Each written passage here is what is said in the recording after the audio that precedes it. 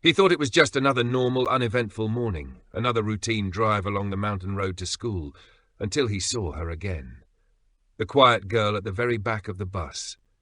She sat where she always did, clutching her tattered old backpack like it was the only anchor she had left in the world. She didn't speak, never had, and barely made eye contact with anyone. Each day she rode in silence, a small presence folding in on itself, almost like she was trying to disappear. But that morning, something was different. Beckett Cole caught the motion in his rearview mirror, a subtle, practiced swipe of her sleeve across her cheek. Tears. Not loud or dramatic, but quiet, controlled tears, the kind that came from someone who had learned to cry without drawing attention. That single moment, that single glimpse, would be the beginning of everything. Because what he would discover later that day didn't just change her life. It ended up mending something inside him too. Something he hadn't realized was still broken. If you believe in the gentle power of kindness, in the quiet strength of those who endure, and in stories that don't just tug at your heart but restore a piece of it, then you've found the right place. Subscribe. Stay a while. These are stories that matter. Now let us take you back to where it began. Beckett Cole had driven the same old yellow school bus down that twisting, ice-bitten mountain road every weekday for nearly 3 years. The route shifted with the seasons. Mud-slick in spring, gold-blanketed in fall, and nearly perilous in the dead of winter, but the rhythm of it stayed the same. Beckett liked that. He needed it. Because routine doesn't ask questions. Routine doesn't hurt you. Routine keeps the pieces from falling apart. It was early December. The kind of morning where the frost clings to everything like lace and each breath blooms a cloud against the glass. Wrapped in his worn green flannel and holding his dented thermos, Beckett did his routine walk-through of the bus, quietly checking each seat and hinge like he always did. A sigh escaped him, soft and heavy with a weight he no longer tried to name. He hadn't been one for talking much these days. Not since Hannah. He climbed into the driver's seat, and his eyes, out of habit, lingered for a moment on the small photo pinned above the dashboard. Hannah, beaming, holding baby June in her arms, both of them bathed in sunlight and laughter. He turned the key, and the engine grumbled to life, old and reluctant, like an aching man rising from sleep. Beckett adjusted his mirror and waited for the first stop. The children boarded like clockwork, some noisy, some groggy, others with earbuds and breakfast bars half-eaten. He greeted them all with a nod or a soft morning. He knew most of their names, knew which ones had allergies, which ones liked to sit together, and which ones had recently gone quiet. But there was one girl. He didn't know her name, not for certain. She always got on at the corner of Bellevue and Main.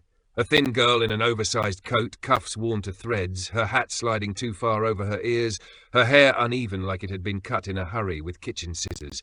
Maybe 9, 10 at most. But the way she curled into the corner of the last row made her look smaller. What struck Beckett first about her weeks ago wasn't just her appearance. It was the silence. Utter, constant silence. No chatting, no giggling, no notes. Just her, alone in that back row. Most mornings she stared out the window. Other times she looked down at her lap as if she were waiting for time to pass unnoticed.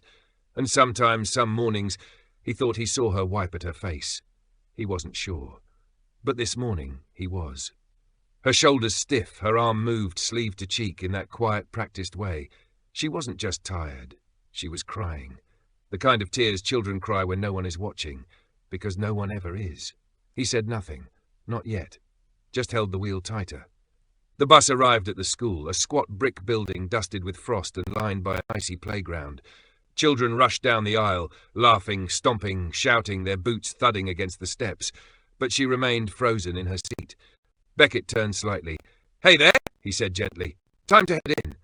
She blinked as if pulled from a dream, then gave a tiny nod. Silently, she hoisted her ragged backpack over her shoulder and slipped off the bus, swallowed up by the noisy crowd. Something in Beckett clenched. A feeling. Not pity. Something older, more familiar. Like a wound being touched. Back home, he made toast for his daughter. June was 7 now, whip-smart, watchful. She noticed things like her mother used to. As Beckett spread butter on her toast, she peered at him, juice box in hand. "Why do you look sad today?" she asked. He paused. You know the girl in the back of the bus, the one who doesn't talk? June nodded without hesitation. Willa. She never says anything, but she looks nice. Just sad. He smiled faintly. Yeah, he said, just sad. But the feeling lingered. That afternoon, snow began to fall. First light as whispers, then thicker.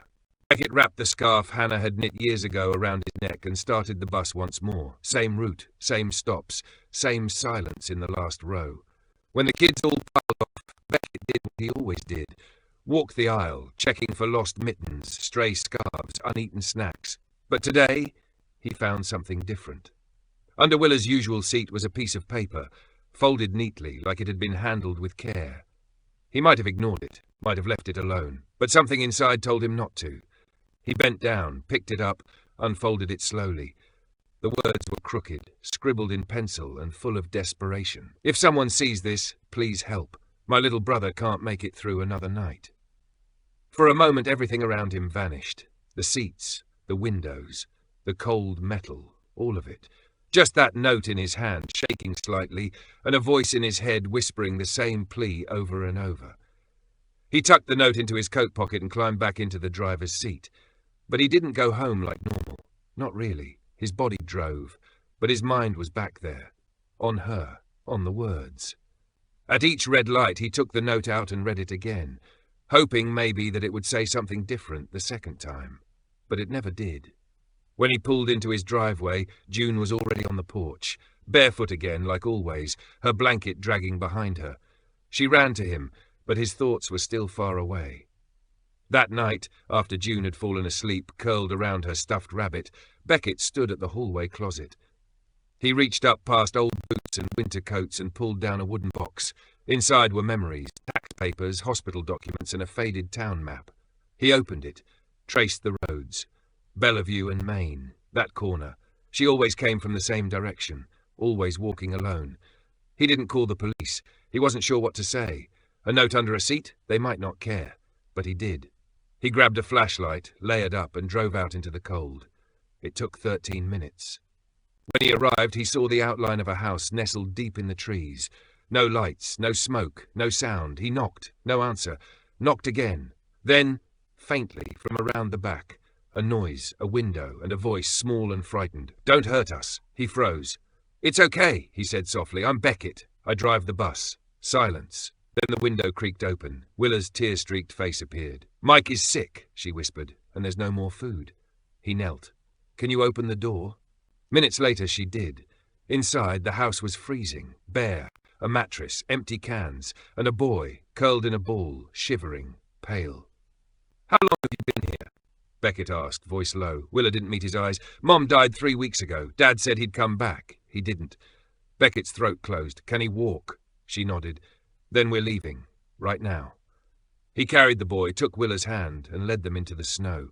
When they got home, June was waiting, blanket around her shoulders, their eyes wide. "This is Willa," Beckett said, "and her brother Micah. They'll be staying with us for a while." June didn't hesitate. She offered a stuffed rabbit to Micah and asked, "Do you want to sleep in my bed?" No questions, no fear, just kindness. That night, Beckett stood in the kitchen watching them at the table, the same table he had built years ago for Hannah. He had thought it would never feel full again, but tonight it did, and it all began with a tear. And a note under a bus seat. The ceramic mug Beckett held had a chipped rim, a long-ago crack that any other person would have retired by now. But not him. Not this mug. It had belonged to Hannah, and even with its imperfections, or maybe because of them, he couldn't bring himself to drink his morning tea from anything else. It was a quiet kind of loyalty, the kind you don't speak of out loud. Behind him the door creaked open, though he didn't hear it. Instead, he felt it, a presence light as breath. June. She always moved softly, like she understood the way noise unsettled grief. "She doesn't talk much," June murmured, tightening the blanket around her small shoulders, stepping up beside him. Beckett nodded, his voice low. "No, she doesn't." "She reminds me of you," June added, watching the steam rise from his mug. He turned to look down at her, curiosity in his expression. "How's that?" June gave a slight shrug, the kind that carried weight far beyond her years. "You go quiet too, when something hurts." A long, slow breath escaped him, fogging the cold air in front of them. He leaned heavier onto the porch railing, not denying it. "Yeah, I guess I do." They stood there without speaking after that, their silence not awkward but familiar, warm even. The kind of quiet that people share when words are either too much or not enough. Their breath mingled with the chill, dissipating into the winter dawn. "Do you think they'll stay?" June asked finally, her voice barely above a whisper. Beckett didn't answer right away. He stared out into the grey, snow-laced horizon as though the sky itself might hold the answer. "I don't know yet," he said truthfully. "Could they?" she asked, eyes wide and waiting, hopeful but steady. He looked at her fully now. "Would you want them to?" She didn't hesitate, not even a second. "They need us." Simple, certain. Like love didn't have to be complicated or earned, it just was. As if giving a piece of your heart away was the most natural thing you could do. And maybe, Beckett thought, maybe it should be. Without a word, he reached out and rested a hand gently on her shoulder. "Then we'll try." The next morning dawned in a delicate shimmer of pale gold, as if the sun had fought through a veil of grey clouds, just to offer a sliver of light. The house stirred, but not with the usual sounds of chaos or loneliness. This was something else, a softer kind of quiet, one born from uncertainty, from fragile beginnings. Downstairs, Willa was already awake when Beckett entered the kitchen. She sat at the table, hair damp from a rushed rinse at the sink. Her folded clothes sat neatly beside her, an echo of her need to stay in control, to be prepared for the worst.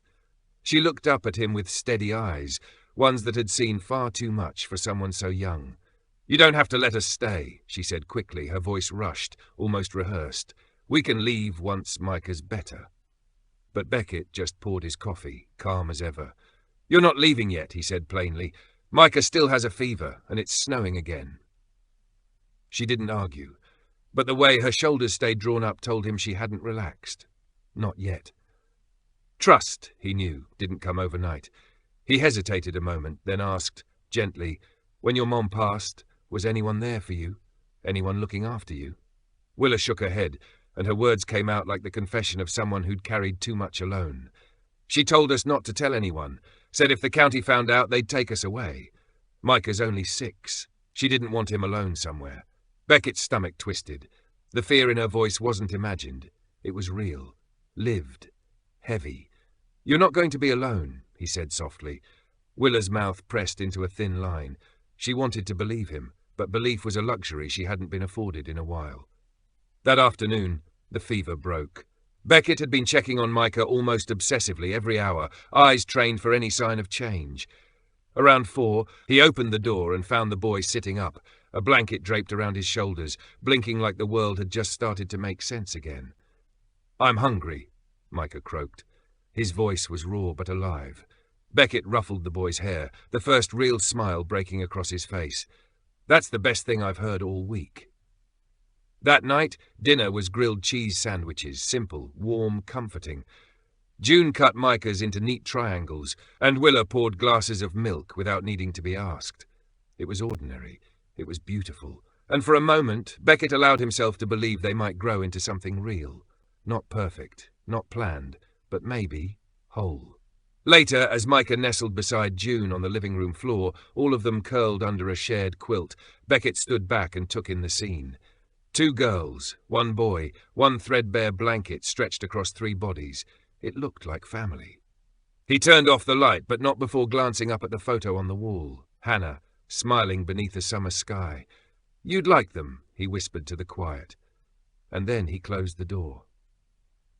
The knock came the next morning. It wasn't rushed, not the careless rap of a delivery driver or the soft politeness of a neighbor. It was steady, the kind of knock that usually meant paperwork. He opened the door cautiously. Lainey Harper stood there. Her clipboard was cradled against her chest, dark curls kissed by snowflakes, her eyes still the soft brown he remembered, but she looked older now, grounded, like someone who had carried burdens not everyone noticed. "Mr. Cole," she said. He nodded slowly. Lainey Harper. Her name tasted like memory, like opening a door that had remained sealed for years. She had been the social worker who came after Hannah died. Twice. No lectures, no pity, just clear-eyed presence. She'd seen everything, the half-eaten meals, the unopened letters, and a man who didn't know how to lift his eyes off the floor. "You look better," she said gently. He raised a brow. Better than what? Her lips quirked slightly. Than last time. June, Willa and Micah were outside building something that might one day resemble a snowman. Beckett poured Lainey a mug of coffee. She accepted it with a quiet nod. "You're not on any emergency foster list," she said. "No." She pulled out a folder, opened it. Willa Langford, 9. Micah Langford, 6. No relatives. Mother passed on November 21st. Father unknown. Beckett didn't flinch, though the words struck deep. "I found a note," he said. "On the bus, from Willa. I didn't know what else to do. I drove there and brought them here." Lainey glanced around. Crayon drawings on the fridge. Muddy boots by the door. 4 now, not 3. A quilt on the couch. "Micah seems better." "He is. He still curls up like he expects something bad to happen, but he's better." Lainey nodded. "That's normal. So is Willa's quiet." "She talks to June," Beckett offered. "Not much, but it's something." Lainey studied his face. "You know this isn't exactly legal." "I know. Most wouldn't risk it." "I wasn't thinking about the law," he said, hands tightening around the chipped mug. "I was thinking about Hannah." Lainey didn't interrupt, just listened. "She used to say, if we ever found a child left out in the cold, figuratively or not, we were morally obligated to bring them in. She was a teacher, wasn't she? She was everything." A long pause. Outside, laughter cut through the snow. Birdsong in winter. "I don't want to send them away," he said. "I didn't come to take them," Lainey replied. "Not today, but I do have to file a report." "Of course." She wandered the room, fingertips brushing old wood frames and photos. "This house, it has history. I built it for her, and now I'm trying to rebuild it for them." Lainey nodded. "It's not a bad foundation." That evening, Beckett lingered at the sink, washing mugs like they were fragile relics. June sat on the floor, teaching Willa how to thread beads onto string. Micah snored on the couch, finally resting. Beckett stepped outside.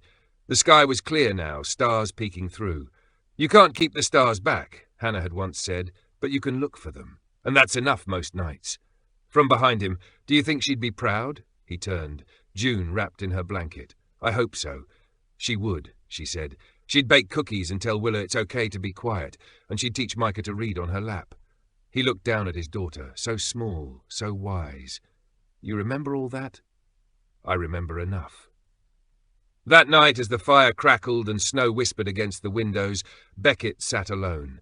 A business card lay on the coffee table. On the back, in Lainey's neat handwriting, "Call me if you need help fixing more than just broken windows." He picked it up, turned it over, and smiled. A real one. 2 mornings later, he stood at the front window, coffee in hand, watching June walk toward the mailbox. The sky was pale, the sun still hidden. Her little boots left a trail behind her like punctuation in fresh snow. She opened the mailbox, slipped something inside, closed it slowly, reverently, like it was more than a box, like it was a prayer. When she came back, he asked, "You didn't tell me you were sending a letter." She shrugged. That secret kind of shrug only kids could manage, part mischief, part meaning. "I wasn't sure I had to." "To who?" She smiled. "To someone who might care." He chuckled. "That's vague." June grinned. "Sometimes so are miracles." 2 days later, the letter arrived on Lainey Harper's desk, and the world perhaps began to shift. She gently slid open the envelope, her fingers trembling just slightly as if they already sensed the weight of the words inside. Carefully, she unfolded the crinkled sheet of lined notebook paper. The handwriting was unsteady, childish, with letters tilted and smudged in places, but the message was clear, achingly clear. "Dear Miss Harper, I know you're the lady who checks if kids are okay. I hope you check if grown-ups are okay too, because my dad is trying really hard. Willa and Micah need a safe house. We have one. It's not fancy, but it smells like cinnamon, and my dad sings when he washes dishes. He doesn't know I hear him. If you want to come check, that's okay, but please don't take them away unless you really have to. I think they belong here now. Thank you for caring. Love, June Cole, age 7.5, but almost 8. Lainey sat very still, the letter resting gently in her lap. For several long minutes she didn't move. The room around her faded into quiet as her eyes remained on the wrinkled paper. A tiny stain of grape jelly marked the bottom corner, a tender reminder that this wasn't just a note, it was a plea a prayer, and to Lainey, it was perfect. Back at the house, something subtle had begun to shift. Beckett noticed it first in Willa, the slight way she began to hold herself more upright during breakfast, the way her eyes followed June with a flicker of something almost like hope when the younger girl giggled. Trust, he realized, didn't come all at once. It was a slow, careful thaw. But it had begun. One evening, as Beckett chopped carrots in the kitchen, Willa stepped in quietly holding an old, worn-out book. "It's missing pages," she said simply, handing over a battered copy of Charlotte's Web. Beckett flipped through it, his fingers moving with care. Sure enough, pages 91 through 96 were gone, torn, maybe lost long ago. "I can fix it," he told her. Her answer was soft, steady. "I can wait." Then, as if unsure she meant to say it, she added, "Thank you." It wasn't just gratitude in her voice, it was trust, a tentative step forward. That same night, after the dishes were done and the children tucked away under blankets and dreams, Beckett stepped out onto the porch to breathe. The air bit at his lungs, crisp and metallic, but it cleared his thoughts. Snow began to fall again, thin, delicate flakes drifting like flour from a baker's hand through the branches. Then came the sound, tires rolling over gravel. A dark sedan pulled into the drive, its headlights sweeping over the porch. Lainey stepped out, bundled tightly in her coat, cheeks flushed from the cold. Beckett met her at the steps, surprised but calm. "I got a letter," she said softly, holding up June's note like it was something sacred. "From June?" he asked, lifting a brow. She nodded. "She asked me not to take her family away." Beckett's heart pulled tight in his chest. There was pride in his expression, but also humility, maybe even fear. "I didn't ask her to write anything." "I know," Lainey replied, her voice steady. "That's what makes it matter more." They stood there, side by side in the freezing quiet, words giving way to understanding. Then she added, "I filed a provisional report. Situation stable. Reassess in 60 days. And after that? That's up to you." She looked toward the window, where June and Willa now peeked out from behind the curtains, giggling and hiding behind their small hands. "You're doing more than keeping them warm," Lainey continued. "You're giving them something most people don't even know they've lost." "What's that?" She looked at him then, eyes full of knowing, belonging. Later that night, after Lainey had left and the house was quiet again, Beckett sat down at the kitchen table. June had given him a carbon copy of her letter earlier that evening, slipping it into his hand like a secret. He unfolded it slowly, read it once, then again, and by the third time the tears came. But these weren't tears of exhaustion or fear. No, they came from somewhere deeper, somewhere buried, the kind of sorrow that builds without notice, that hides behind busy days and unspoken pain until one letter from a child breaks the dam. He wept not just for Willa, Micah, or June. He wept for Hannah, for the years he'd thought were empty, for the walls that once echoed only with silence, for the miracle that had been quietly blooming right there under his roof without him realizing. The next morning, Beckett stood in front of the old shed behind the house. It had been forgotten, half buried under snow, its roof sagging, its hinges rusted. But to Beckett it suddenly felt like a door to something unfinished. Inside he found the past waiting for him. The scent of pine shavings and oil lingered in the air, dust covered every surface. His tools, chipped, worn, still sat as he had left them. The lathe that shaped June's crib, the rocking chair Hannah used to soothe her in. Even a scarf, still carrying the faintest trace of lavender, hung from a nail.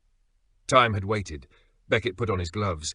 He pulled the door open, and this time he stepped inside. At breakfast, June noticed the dust on his sleeves. "You're building again," she said around a mouthful of eggs. Beckett smiled. "What are you going to make?" He paused, spoon hovering. "A home?" June tilted her head. "We already have one."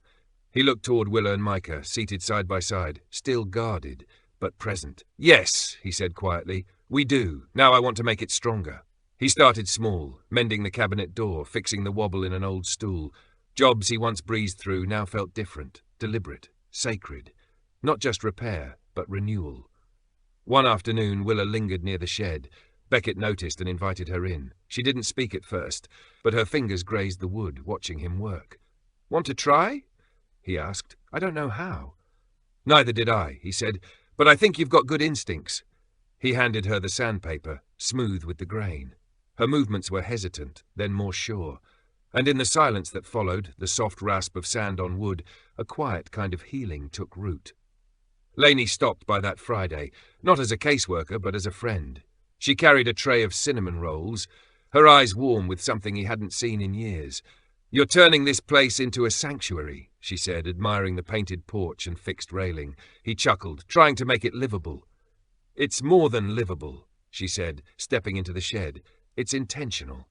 They stood side by side, watching dust swirl in sunbeams.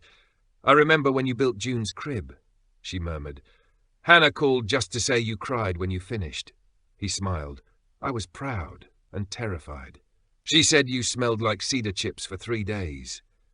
"That sounds right." Lainey turned to him, voice gentle. "You know, you're allowed to start again." Beckett met her gaze. "I'm trying," he said, "one drawer at a time." She nodded, and after a beat, picked up a piece of sandpaper herself. Soon the children began leaving drawings in the shed. June's were stick figures and flowers. Micah drew crooked stars, his way of saying, "I feel safe." Willa surprised them all with a blueprint, a full layout of a treehouse. Beckett pinned it to the wall. "We'll build that in spring," he promised. "You swear?" Willa asked. "I do." Later, Beckett uncovered a dusty, unfinished jewelry box he had once meant to give Hannah. Her initials were penciled inside, but never carved. He stared at it for a long while, then gently set it aside. Instead, he reached for a new piece of wood. No initials, just space, possibility. He worked through the evening in quiet, his chisel rising and falling like breath. The next morning, he placed the new box on the kitchen table. No ribbon, no explanation. Lainey arrived just as the coffee finished brewing. "What's this?" she asked. "A thank you," he said, "for all the second chances you've given." She opened it. Inside was a pale, smooth stone. One word was carved on it: begin. Lainey's voice caught. "Maybe it's time we stop mourning what we lost," he said, "and start honoring what we're building." She smiled softly. "I'd like that." That evening, the snow began again, not wild or harsh, but soft, like falling feathers under the glow of the porch light. Lainey had only meant to stop by and drop off a box of donated clothes. But when she stepped inside and saw June stirring hot cocoa, Willa pressing dough beside Beckett, and Micah singing quietly to himself, her breath caught. It wasn't the scene that startled her, it was how right it all felt. The house smelled of cinnamon and vanilla, the stove crackled gently in the corner, and for just a moment, Lainey stood still, not wanting to break the spell. "You're just in time," Beckett said, glancing up. "These are Hannah's cookies, her recipe anyway." Lainey smiled. "I didn't know you baked." "I didn't," he replied, "until Willa said it wasn't fair she'd never had a homemade cookie." Without looking up, Willa added, "Still unfair if you burn them." Lainey laughed. "She's got a point." After dinner, the lights flickered once. Then again, and on the third flicker, the power went out entirely. Silence fell, not empty, but warm, as if even the house, for the first time in years, was finally resting. We'd grown used to these small flickers of disruption. When the power went out that evening, it wasn't panic that filled the room, but a quiet sense of shared memory and something oddly comforting. Beckett, steady as ever, walked over to the emergency cabinet and lit a lantern with the ease of someone who had done it many times before. A warm golden glow spread through the space, and June, ever the optimist, clapped and called out, "Campfire night!" Micah, wide-eyed and unsure, looked around anxiously until Lainey knelt down beside him, gently assuring him, "It's just like camping, sweetheart. Only this time we're doing it indoors." That seemed to soothe him a little. Willa, who always carried a thread of practicality stitched deep in her bones, asked for a flashlight and, once in hand, began systematically checking every window and entry point, like a soldier trained for a quiet apocalypse. There was a fierceness in her readiness, a survival instinct honed by circumstances far beyond her years. "I'm not sure how long we'll be without power," Beckett said, watching the soft flicker of the flame. "But the fireplace is working fine, and I've got enough candles to fake a whole wedding if we felt like it." Lainey raised an eyebrow, a teasing smile tugging at her lips. "Is that a proposal?" Beckett paused, just long enough to let the meaning settle, then grinned. A slow, genuine kind of grin that softened the edge of his usually composed face. "If it is," he said with a chuckle, "it's the worst timing in history." They all gathered in the living room, the heart of the home. June and Micah were snuggled together in a nest of blankets on the rug, whispering and giggling. Willa curled up in the armchair with a book resting against her knees, the firelight dancing across the pages. On the couch, Beckett and Laney sat side by side, each holding a warm mug between their palms. Outside, the snow fell gently, like powdered lace draping over the world in silence. Laney spoke softly, as if the stillness had invited her truth forward. "This house," she said, "it feels alive again." Beckett didn't answer immediately. His eyes were locked on the flames, his mind somewhere deeper, somewhere older. The silence was respectful, not heavy. "It died when she did," he said finally, his voice quiet. "Not all at once, just a little more every day. Until one day it was just walls and air." He took a breath. "But now, there are drawings on the fridge, muddy boots in the hallway, laughter I didn't put there." Laney looked at him, her face softened by the firelight, the shadows framing something intimate. "You brought it back." Beckett shook his head, slowly but firmly. "No, they did. I just stopped locking the door." A hush fell over them. It wasn't awkward, it was reverent. Laney turned her mug between her hands. "After my dad died," she said, "my mom used to sit by the window every night and talk to him. Just whisper to the dark, tell him how the garden was doing, whether I was sleeping, what groceries she bought. I thought it was strange, but now I get it. When someone's part of your rhythm, silence becomes unbearable." Beckett nodded, the kind of nod that means, "Yes, I know this too." "I still talk to her sometimes," he admitted, "in my head, or when I can't sleep." "You think she hears you?" Laney asked gently. He looked into the fire. "I don't know, but I think she'd approve of tonight." Laney smiled, a flicker of peace dancing behind her eyes. "Yeah, I think she would too." Midnight crept in on tiptoe. The snow fell deeper, the room humming with warmth. Willa had drifted off to sleep, her book resting on her chest. Micah and June lay in a tangle of limbs on the floor, snoring softly, their cheeks rosy with firelight and leftover marshmallows. Beckett stood, walked over, and pulled a blanket from the back of the couch.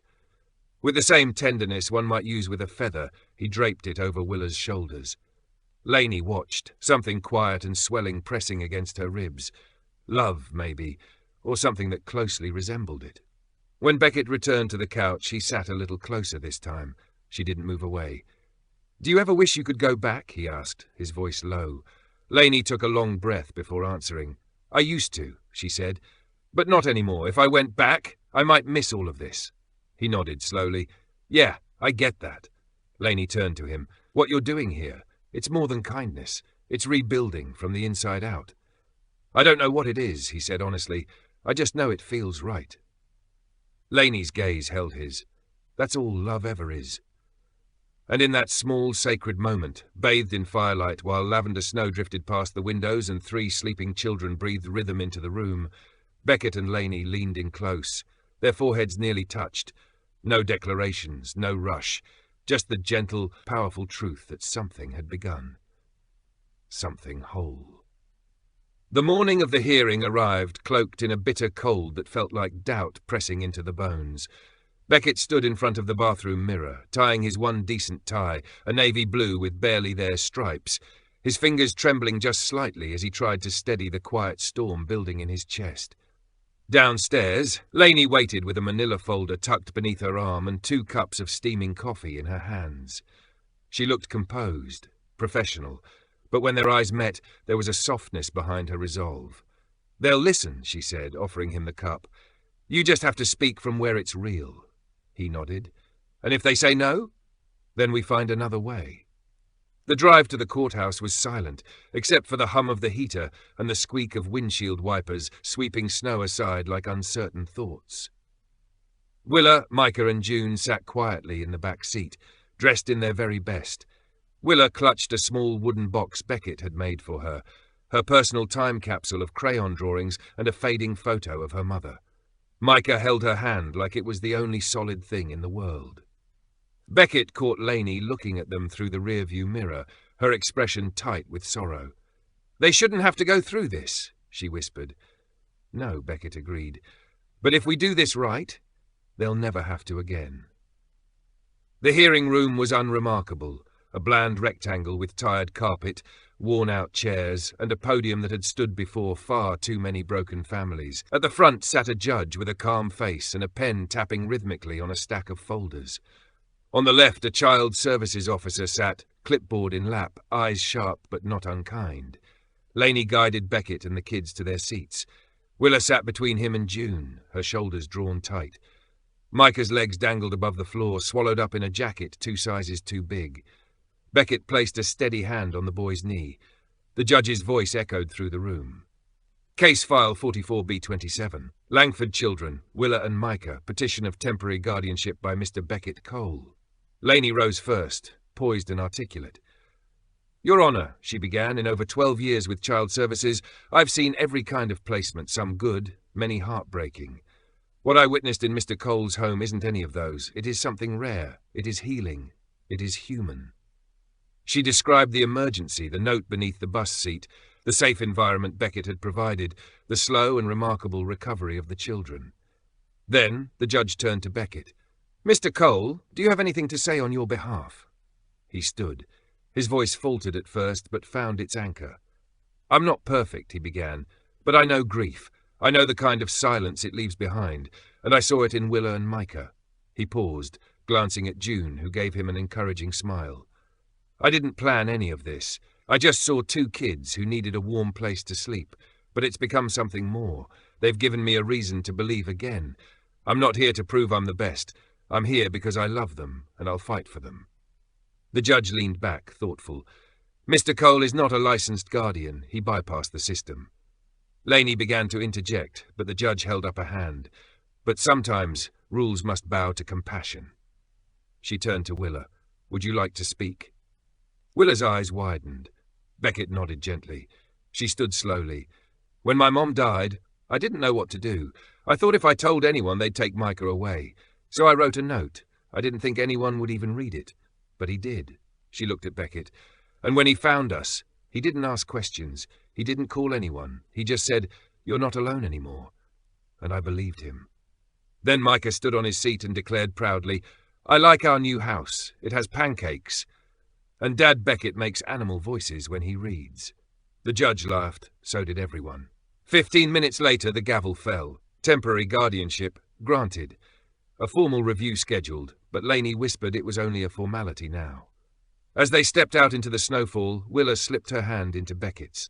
Thank you, she said. He squeezed her fingers. Welcome home. She gave a soft nod. When I'm here, when I'm helping, when Micah laughs.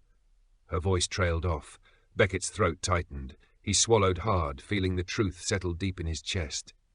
That's the middle, he said gently, and somehow that simple phrase carried a quiet revelation. The middle. Not the past that hurt, not the future still unknown, just here, together. The middle's a good place to be, he whispered, more to himself than anyone else.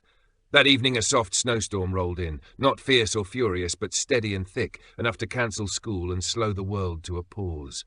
June, always finding light in the ordinary, turned it into an unexpected celebration. Snow day!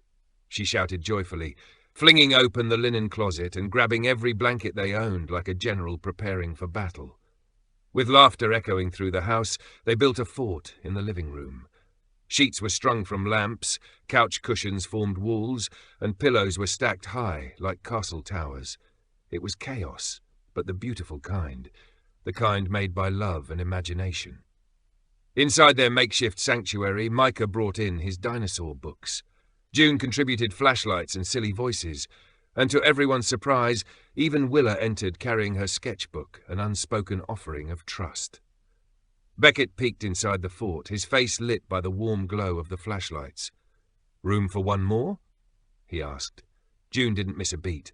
Only if you bring snacks, she said, her face deadly serious. An hour later, all 5 of them were tucked under the soft roof of blankets, bathed in flashlight glow and the buttery scent of popcorn. Tell a story, June said, poking Beckett's arm. Make it up, she added, eyes bright. Beckett glanced at each of them, then shrugged. I think I'm out of stories. No, you're not, Willa spoke softly, surprising even herself. He turned to her. You have a shed full of stories, she said, her voice steady now. You just carved them into wood instead of writing them down. Silence followed, but not the heavy kind. This one was full of wonder. Then, in a whisper, June said, "She's talking so much." Willa rolled her eyes, but the small smile playing on her lips betrayed her affection. Later that night, after the fort had been dismantled and sleep had taken the little ones, Beckett sat alone at the kitchen table. In front of him was a guardianship form Laney had emailed. Another step forward.